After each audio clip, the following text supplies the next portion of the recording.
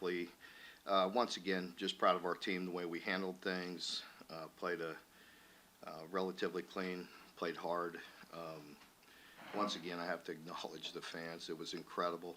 What a great atmosphere to hang around and wait for us for 2 hours plus, and then give us a lot of inspiration coming out. I understand the catwalk out here, which we weren't able to do, was completely jammed, and so hopefully we'll get to do that here this week. So I call them to show up again.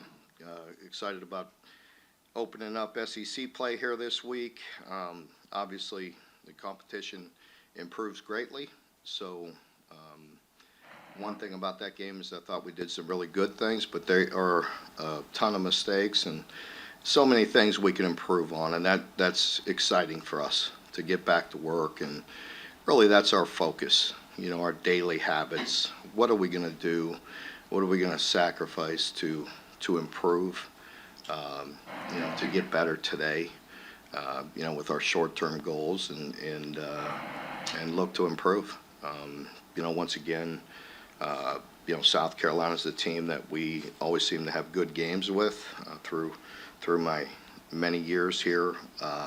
Always a very good game, always evenly matched, and we're looking forward to that challenge and calling that home crowd to once again show up like they did last week and make a difference. We greatly appreciate them, and so getting ready here for South Carolina starting today. There's a lot of positive things to point out from the game. Is there any teaching moments that you're going to be harping on your team from Saturday night's game? Oh, there most definitely. There's many things from, and you saw that. I think you probably watched opening day football and leading up to our game with the ability to watch some games Thursday, Friday, and then we played so late Saturday. There was some time in between the watch, and I try to bring up a lot of things to the players to head it off before it happens, because it's just normal. Kids are all amped up and excited about that first game, but you really got to focus on your job, and do your primary responsibility first.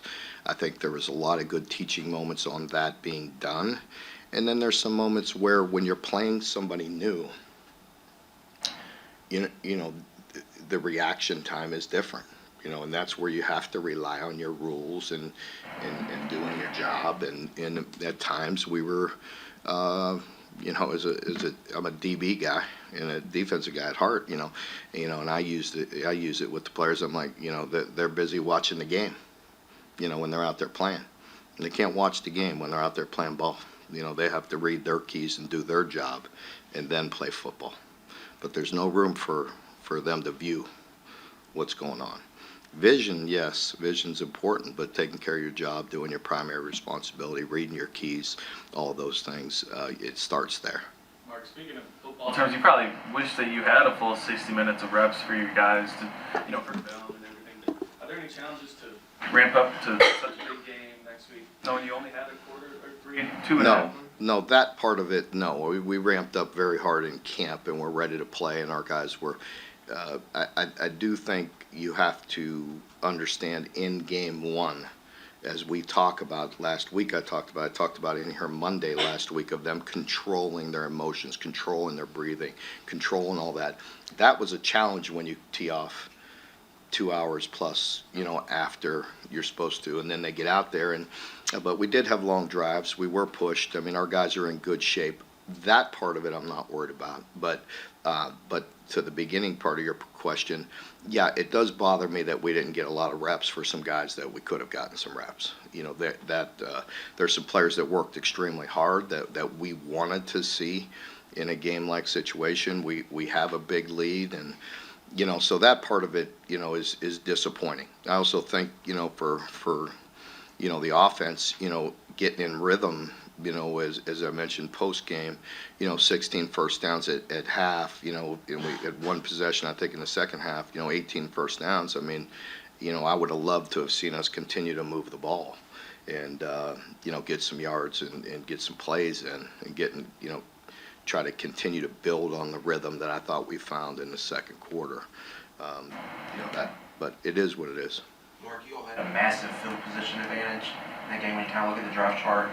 Special teams, just what did you see from that group when you? Yeah, the special teams were really solid. Really good. We got to continue to improve, continue to build on that. But they were really solid. We knew, we knew that there was probably no chance that they'd kick the ball to Barry on. You know what I mean? So we were very prepared for some short kicks, and you could see we exploited that with the big return. On the opening kickoff return. So Willie had a nice return there. We would work that. We expected some form of a short kick, squib, pooch, whatever. But we didn't feel like in any way they were going to kick the ball to Barry on. Mark, gave a couple long third downs in that first, or I guess it's the second defensive drive, but you didn't give up any more third down conversions after that. What happened with the team? It just goes to, the point I was making earlier, just seeing different plays, vision, just being amped up, and just, you got to play with clean vision, clean eyes, and, do your job. And guys are getting a little antsy, running themselves out of position, but we just executed better. Bottom line, executed better, mixed it up, and, we got to continue to do that. Sometimes, for Coach White and for any defense, I mean, it is what it is. Maybe you're going to be in man, maybe you're going to bring 5, maybe you're going to bring 6, but you got to win some one-on-ones as well. Mark, it looked like as the game moved along, the offensive line was really getting into a good rhythm in the run game in particular. I agree. I thought, the coaches did a nice job of just mixing it up and mixing up the run game, hitting them with the perimeter stuff, stretching them out, hitting it downhill. Just a good mixture. Mark, you all have talked about Jason Patterson since the spring, the one series he got, he looked really good out there. Just what about him made him able to seize that, a spot rotation as a freshman? I think we've seen that since day. I think, just the opportunity he had in the spring to get a lot of reps, and he made the most of it. He's one of those guys that's, he's pretty serious. He's locked in on his daily goals, and he works hard daily. Kind of puts his head down, keeps his mouth shut, and works hard. And he's worried about just getting better. And I don't mean that in any selfish way. He just wants to help the team and wants to get better, and I love that attitude. What sort of challenges does Lenore Sellers present to the defense? Yeah, he's a dual threat guy. He's big, he's strong. He can throw the heck out of the ball down the field. You saw that. So you see the arm talent. So I think a very good football player that is going to get better with every snap he takes, every game, every rep. He'll improve. And but very good. Physical guy with a lot of attributes. He could run, he could throw. He seems like a very mature young man. So, obviously everything you read and see about him, takes the game very serious and works very hard at it. Mark, I think against OTU, South Carolina edge rushers were responsible for 6 tackles for loss and 4 forced fumbles. Yeah. What's the key to getting those guys blocked? Yeah, they have a really good combination with 5 and 6, so you can see them both out there. You can't miss them. You may get the numbers confused because they both play. They're one's a very mature, older player that's an impact player in Kennard, and then with Dylan Stewart, the 5-star freshman, big time player, very disruptive. Those guys are.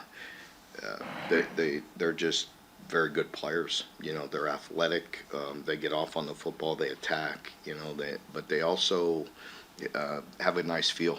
When they tried to bait them upfield and run some draws and things of that nature, they read it well and retraced well. So they're good football players. Mark, much of the game back, I was pretty impressed with Jagger Burton. Looked like he had one of his better games there. What did you see from him and just the growth he made this offseason?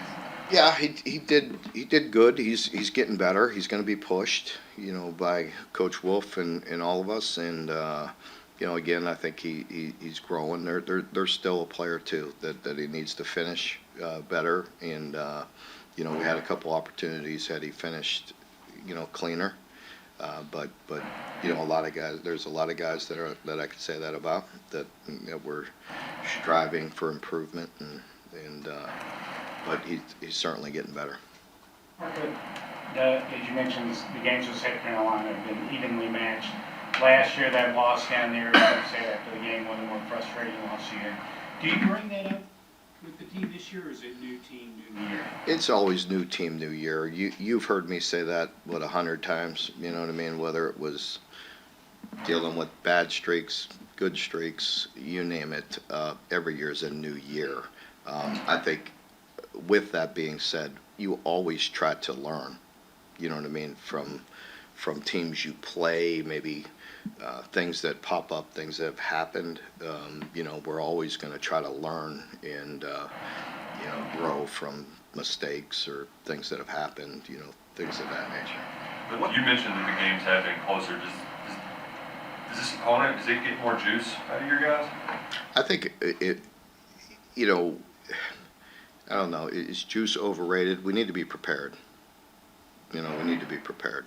You know, and our guys said after a 2-hour, 20-minute delay last week, they had juice. You know, but it's really about going out and executing and playing. You know, so I think the fact that it's a conference game this early definitely amps things up a little bit. What did you think your offensive operation as far as getting the tempo you wanted to get?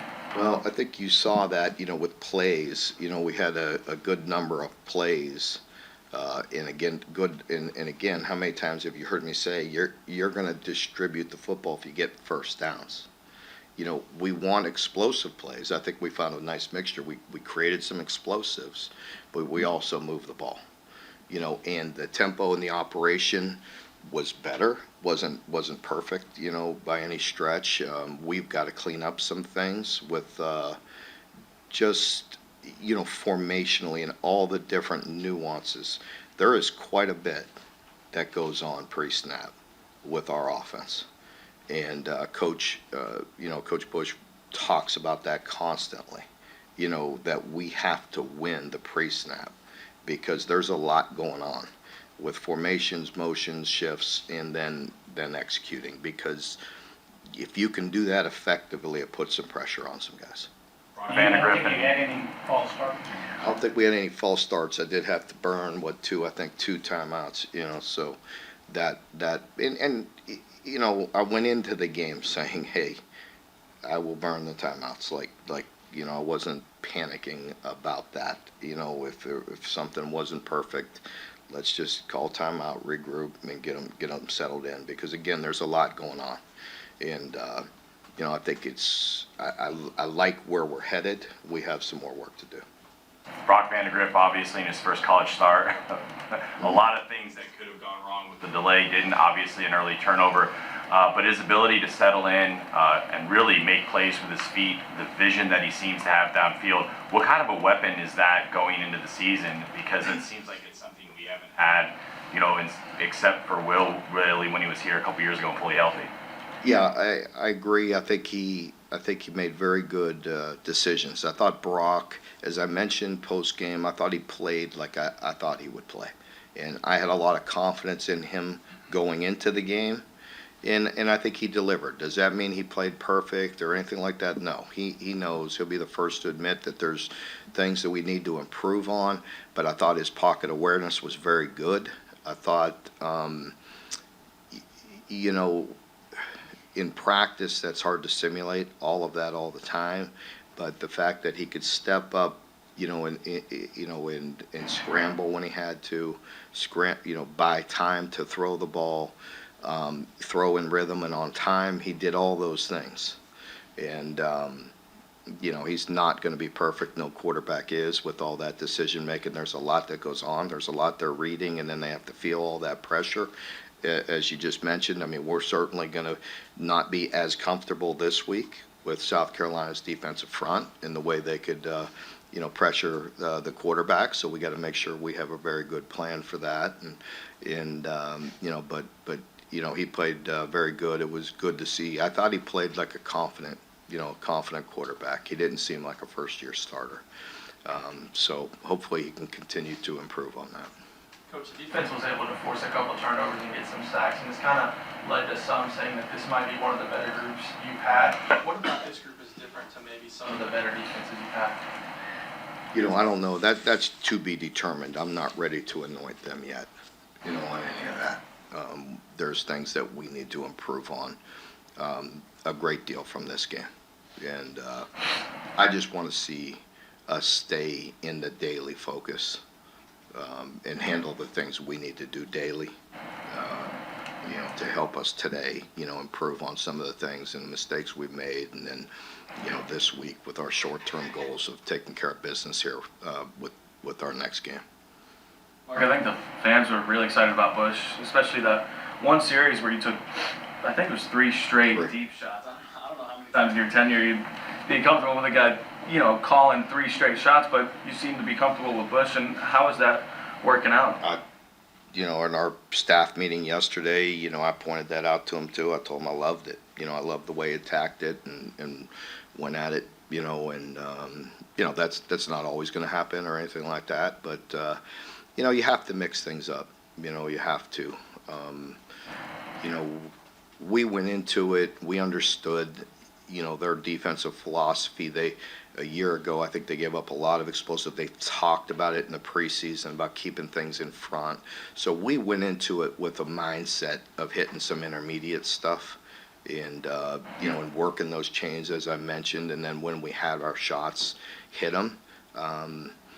And there was a few that we missed also, whether we checked out of one that we had a shot and it was the right coverage for the right shot, but we missed it. And and so we just continue to work at it. But I've noticed that with Coach, all the way from spring, he's not afraid to get the ball down the field. It seemed like Brock was confident in it. There was one, he rolled out opposite arm side and threw a great ball at Barryon, and Barryon just didn't reel it in. But it was for him to be able to move out of the pocket and still take those. Yeah, I thought so too. It was an incredible throw. You know what I mean? It was one of those ones that he was going to his left, had to turn and throw, and threw a very good ball. And at that point, again, no excuses for Barryon. It was raining and a little slippery, and he didn't bring it in. And it was also one of those ones where, it was definitely hanging in over the middle. You're going to take a shot too. But we'll get the next one. Mark, I was looking at some numbers here for Alex Rayner. Dating back to the beginning of the 22 season, he's made 29 of the last 32 field goals. I guess, has he been even better than that? Are you trying to jinx him? Yeah. I know, I'm just saying. Has he been maybe even better than what you thought when you got caught him? No, he's a very good player. I mean, it's probably fair to say he's a little more consistent. And I mean, I had an expectation when he came in he was a good kicker. And he's done that. Yeah. Mark, I think on the only 3rd and short you guys had Saturday, you ran the end around the Barryon. How do you feel about your running backs in those situations where everybody knows you got to run the ball with chip out? And that seemed like it was just 3. I thought that was a point, I made Saturday morning in one of our meetings with our team that I wanted to be able to run the ball when the whole stadium knew we were going to run the ball. And, I think, we got going in the run game, but we're going to continue to improve, and we need to. We got to continue to challenge them. I felt confident in our running backs with no problem, and I felt confident with our O-line. We just got to get on the same page, and we have to do it. I told you after the game that was my fault on the 4th and 1.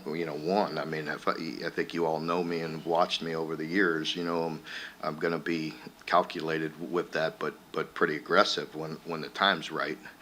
And depending on the opponent and the situation and the whole deal, but not that I regret it. We go up 2 scores, you go up 10-0. I felt good about making the field goal, as you pointed out, with Alex being pretty steady. But again, I got confused on the change with that melee going on over there. 4th and 1 in that situation. At the moment, I'm like, guys, this is my bad. Like, I was confused. I didn't see the change. And you only have so much time. You don't want to get a delay a game. So when I see those sticks and you're substituting 11 guys, I want to get that operation going so they're not rushed and get a delay and all that. But again, no excuses. Just the situation was what it was.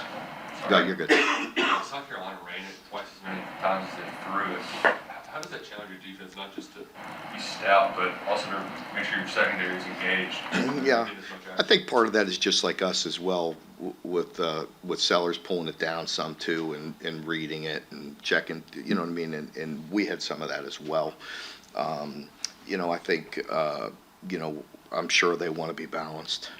But anytime you have a quarterback that's dual threat, it could add a few more runs in there as well. And there's reads on there. A lot of their run plays have screens and bubbles and RPOs and things of that nature that any quarterback, ours included, as you keep on playing, you know what I mean, you feel more comfortable mixing it up and sprinkling in some of those throws. You have a guy like Brock who can keep things alive. What do you talk about? If I could go back real quick, last year we had 2nd and 2, and we had one that we could run or we could throw, and it kills me that we didn't hand it. We throw the ball backwards and lose 7 yards instead of going out. Could have scored. So anyway, still pisses me. Anyway, I don't know why that just jumped in my mind. But go ahead, Jeff. Sorry. When you've got a guy like Brock who can keep things alive and keep those eyes down the field and everything, does it take some time for the other guys around him to learn that and adjust that, hey, we've got to stay in this? We have worked that, and again, Coach Hamden has done a tremendous job. We've worked that since spring, so we work that in practice, and again, we're not perfect and get out in games and things happen, but I thought he did a nice job at directing when he had time the other day. But yes, I think you keep on, as you get on the same page and keep on playing, hopefully that'll improve as well. With Brock, because with your previous transfer quarterbacks who've come in here have all had a measure of experience starting, what was that transition different, or how different was it with Brock, and how did you kind of get him prepared for Saturday? Well, if you think about it, when we took Will, he hadn't thrown, very many. Matter of fact, I don't know. Don't quote me exactly, but I mean, there's more. You could look it up. There's more. Yeah, there's a lot. I know you guys got a lot of time to look things up, but I could argue that there was probably more film on Brock than there was Will Levis. Of seeing what we were looking at. So, but to your point, we did put a lot of faith and confidence in Brock because we believed in him, and what we did see on film we liked. Again, I go back to he's coming from a program, how well coached he was, and how complex they are. With playing Georgia, they're not just good players; they're very well coached. And so when we were taking somebody like Brock from there, who was their backup, you saw his operation, you saw the way he was coached, you saw the way he played in high school. You felt pretty good about it. Did you see any signs of a Stetson or Carson in him? I can't get any comparison like that. You know what I mean? I just looked at him and had confidence in him. How much of the fact that he was a coach's son? A lot, definitely. Speaking as a coach's son. Yeah, definitely had a lot to do with it. Greg, his father is a tough guy and a high school coach, and definitely instilled that in Brock, and he's wired right. There's no doubt about that. Mark, speaking of time to look things out, I think in the last 3 Kentucky South Carolina games, UK's turned the ball over 8 times, and South Carolina's turned it over twice. What's the key to turning that around? Well, again, I mean, that's a stat that you have time to go look at. I mean, I've watched the games, and I will say, starting with last week, I mean, turnover margin is big in every game, especially evenly matched, games. So, that's always a factor and always important to us. I know JQ had the one interception, but specifically, how did those corners opposite Max kind of play in that first game with DJ out? Yeah, DJ, we're trying to get DJ back healthy. I think that could help us bring some depth.